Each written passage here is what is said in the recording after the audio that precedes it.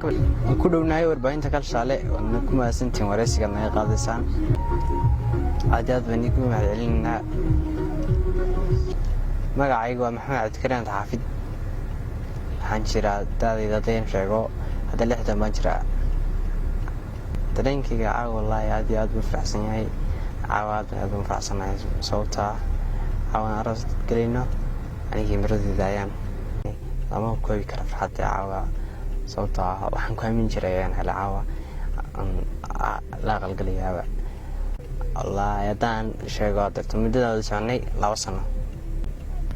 waxaan isku baranay magaalada Buuhoodle hadaan si sheegay meesha kale isku sii baranay iskuulka hawd isku baranay dhalinyarada waxaan kula talin lahaa inay gursadaan gurka yaraan yeeynaan ku waxna laakiin waa calafka ku qoran marnama seegist wadiilaysa markasta ama yaro ama weynow laakiin waxaan kula talinayaa dhalinyarta oo wado furay inay gursadaan kiista bari kara amal ama familkooda isbari kara in gursado aad ayaan faraxsanahay caawa habeenka adduunka iyo qaalisana waana habeenka la aqal kaliisayga Maxamed Cabdikariin Xaafid waana habeenka ugu farxadda badan adduunka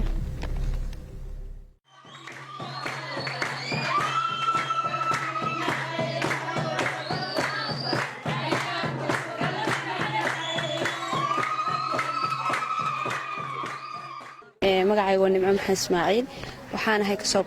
qaybgalayaasha arooska caawa ee lamaanaha ugu da'da yar ee gobolka Cayn Maxamed Cabdikariin iyo ayaan baashe runtii wuxuu ahaa arooska ugu saameynta badnaa uguna hadal haynta badnaa gobolka Cayn iyadoo ay sababtu tahayna lamaano aad u da'yar oo iskuursaday waxaanu leenahay ducada rasuulkaan ugu ducaynay barakallahu lakum barak alaykum jamaa baynakum fil khayr بسم الله الرحمن الرحيم السلام عليكم ورحمة الله وبركاته والسلام يا دمان أمد المسلمين تايدا ونسا أنا جو أحمد عيوب سكري عمر حاج عبدي وحن كسر قريب كلا عاو قريب كهي أراسك صاحب كي محمد عبدكريم عبد الحافظ يا ولا شيء أيان باشا عثمان ولو أنا سوح بدن وقلت لجلي إن يرى ما صار وقلت لجلينا هل كان كتشيديو أراسك أنا كلا قريب قاتو فرحة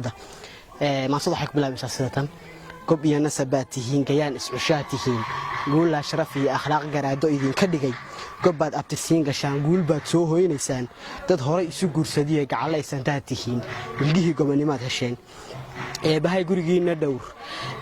قرقين ندور كرباد أبادانا دالو قرقينو نسينا نقوي إله قريا سماكييل جيان كينا نسانتو قول لهاي مالي أدون جرادو إذن كييل قول لهاي قرب كيجي نقوي أياني قاريي روح باتهاي قرشة بدن روح باتهاي قعلو رون هذا قبل نماله هو جيان كقيمة دير هذا قبل نماله هو جيان كقيمة دير هذا قروح قار وهلي جيسي كهانتان نصيب قوله إله قار وقدقي